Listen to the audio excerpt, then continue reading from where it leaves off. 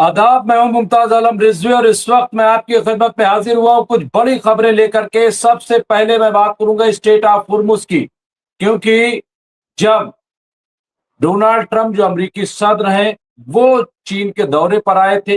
अब जब वो चीन के दौरे पर जा चुके हैं, दौरे से जा चुके हैं, तो इंतजार था कि आखिर चीन स्टेट ऑफ हुर्मुज पर क्या बोलता है, क्योंकि डोनाल्ड ट्रंप बड़े बड़े दावे कर रहे थे। लेकिन आज जो बयान आया है वो बहुत इंपॉर्टेंट है, और बयान ये है, चीन का कहना है कि अमेरिका बहरीन हुर्मुज की करारदाद जो है वो मददगार नहीं है। यानी जो स्टेट ऑफ हुर्मुज को लेकर के अमेरिका और बहरीन की तरफ से जो करारदाद पेश की गई थी यूएनओ में, वो मसले को हल करने वाली नहीं है, वो मददगार नहीं है। यहाँ पे उन्होंने बिल्कुल क्लियर कह दिया, और ये बहुत बड़ा बयान है, और ये एक तरह से ईरान की हिमायत में दिया गया एक बड़ा बयान है।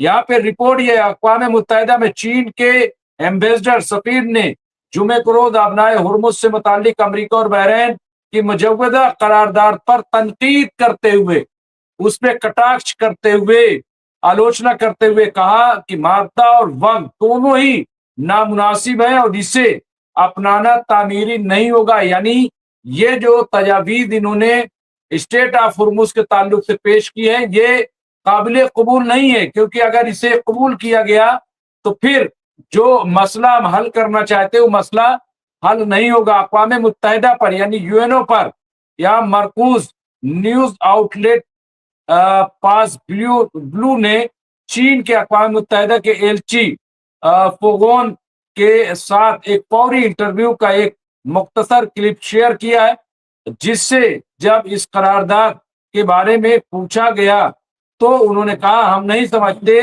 कि मवाद दुरुस्त है, यानी इसका जो मटेरियल है वो दुरुस्त है, और ये वक्त के एतबार से भी दुरुस्त नहीं है, क्योंकि इस वक्त इस तरह की करारदाद पेश करना गोया मामले को और उलझाना है, बढ़ाना है। ये चीन का कहना है।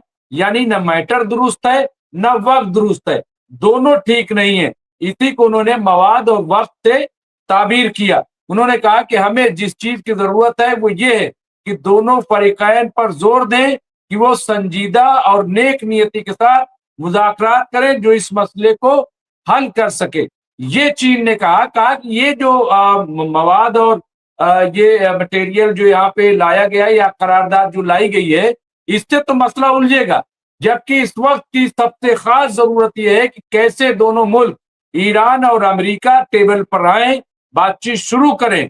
तो ऐसी चीज यहाँ पे होनी चाहिए, क्योंकि आप देखिए कि ईरान ने भी इस करारदाद को खारिज कर दिया, और जिन मुल्कों ने हिमायत की है उनके बारे में कहा है कि अगर अब अमेरिका हम पे हमला करता है तो हम ये मानेंगे कि ये सारे मुल्क उसके जिम्मेदार हैं। अब यहाँ पे देखिए फोन ने मजीद कहा है कि अगर फैसला चीन के साथ रहा तो करारदाद वोटिंग के लिए शेड्यूल नहीं होगी। ये उन्होंने क्लियर कट कह दिया है। तो ये आप देखिए ये बहुत ही इंपॉर्टेंट मैटर था, और ये लोग इंतजार कर रहे थे कि आखिर चीन का स्टेट ऑफ हुर्मुज के ताल्लुक से क्या बयान आता है। तो ये आप देखिए कि डोनाल्ड ट्रंप के चीन से वापस जाने के बाद ये पहला बड़ा बयान चीन की तरफ से आया है जो ईरान के हक में है, और इस बयान से जाहिर सी बात है कि ईरान काफी खुश होगा, और चूंकि वीटो पावर भी चीन रखता है, ये भी बहुत इंपॉर्टेंट है। आइए एक और बड़ी खबर की तरफ बढ़ते हैं। एक मीटिंग के दौरान चीनी रहनुमा शी जिनपिंग के यहाँ पे देखिए पीछे दिखाई देने वाले नक्शे ने आलमी एजेंडे को अपनी लपेट में ले लिया, ऐसा कहा जा रहा है। यहाँ पे फिलिस्तीन जो है मौजूद है लेकिन इजराइल नहीं है। ये कह रहे हैं कि ये जो चीन के शी जिनपिंग है, ये जो मीटिंग कर रहे हैं और उनके पीछे जो नक्शा है तो उसमें फिलिस्तीन तो नजर आ रहा है लेकिन इजराइल नक्शे में नजर नहीं आ रहा है। तो ये जो है बहुत ही अहमियत का हामिल है, बहुत बड़ी बात है। यहाँ पे तुर्की के वजीर खारजा हाकान फिदान ने यहाँ पे में ईरान की सुप्रीम नेशनल सिक्योरिटी काउंसिल के डिप्टी सेक्रेटरी अली बाकरी उन्हीं से मुलाकात की है। लेकिन उससे पहले मैं आपको बता दूं, क्योंकि ये तमाम चीजें तुर्की का ईरान का दौरा करना हो या पाकिस्तानी एक मिनिस्टर का ईरान दौरा करना हो, या आप शी जिनपिंग का ये इस तरह बयान का जेस्चर कि उनके बैक में जो नक्शा लगा हुआ है उसमें कहीं भी इजराइल नहीं है बल्कि फिलिस्तीन है। तो इसके क्या मानी होंगे?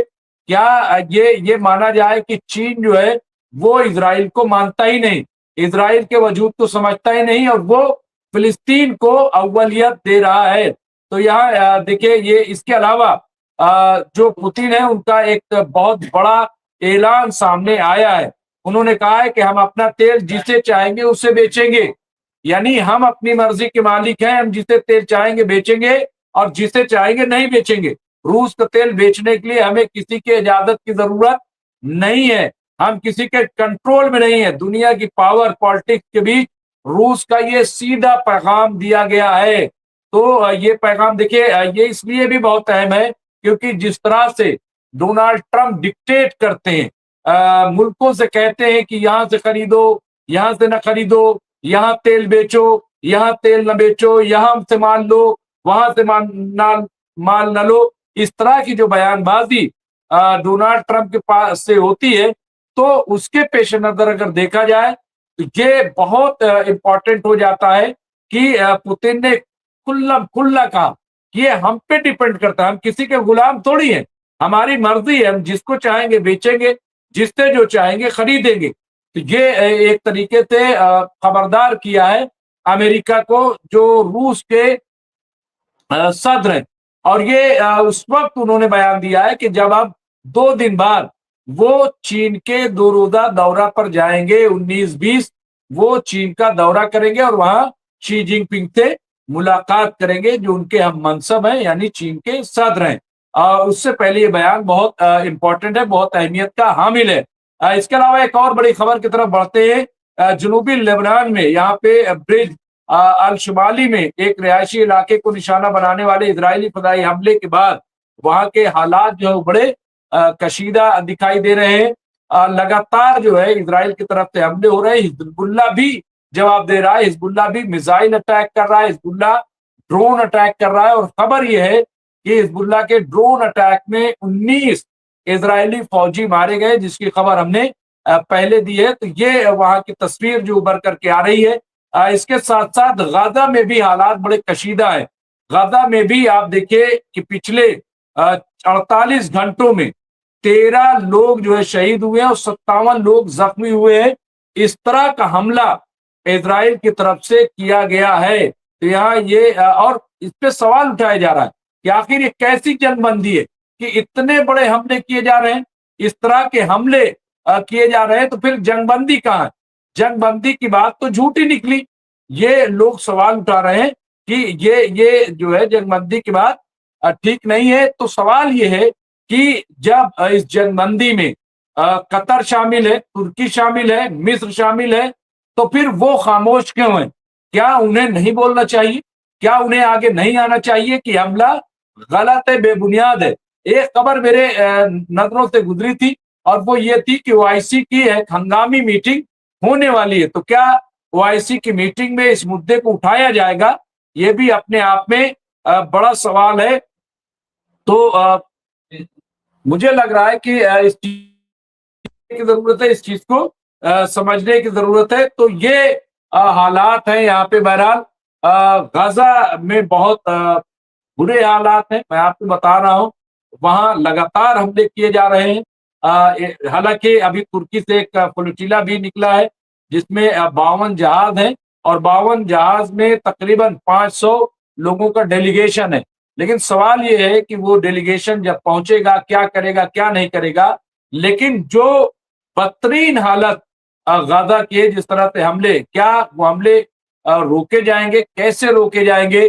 अंसारुल्लाह हौती भी फिलहाल अभी खामोशी इख्तियार किए हुए है, उसकी तरफ से भी कोई जवाब नहीं आ रहा है। अभी ईरान की तरफ से भी कोई बात नहीं कही गई है और न मुस्लिम देश इस पर कुछ बोल रहे हैं। जबकि गाजा के हालात जो है, गाजा पे फिर हमला शुरू कर दिया है इजराइल ने। ये आप देखिए यहाँ पे ये बिल्कुल ताजा जो खबरें वो हमने आपको दी है। तो और सबसे बड़ी इसमें जो खबर थी वो यही थी कि चीन ने यानी चीन के सदर ने जो अपने पीछे नक्शा लगा रखा है उसमें इजराइल कहीं नहीं है, उसमें फिलिस्तीन नजर आ रहा है। इसके क्या मानी होंगे, इसके क्या मतलब होंगे? दूसरा ये ईरान के फेवर में जो बड़ा बयान दिया है कि स्टेट ऑफ हुर्मुस, और ये इसलिए बहुत इंपॉर्टेंट है क्योंकि ईरान की शर्तें तो माननी पड़ेंगी। ऐसा नहीं है कि बगैर ईरान की शर्तें माने कोई मुज़ाकरे पर बात तय हो। तो बहरहाल ये इस वक्त की कुछ अहम बड़ी खबरें थी। इस तरह की खबरों के लिए देखते रहिए एमएमसी न्यूज़ इंडिया। बहुत बहुत शुक्रिया।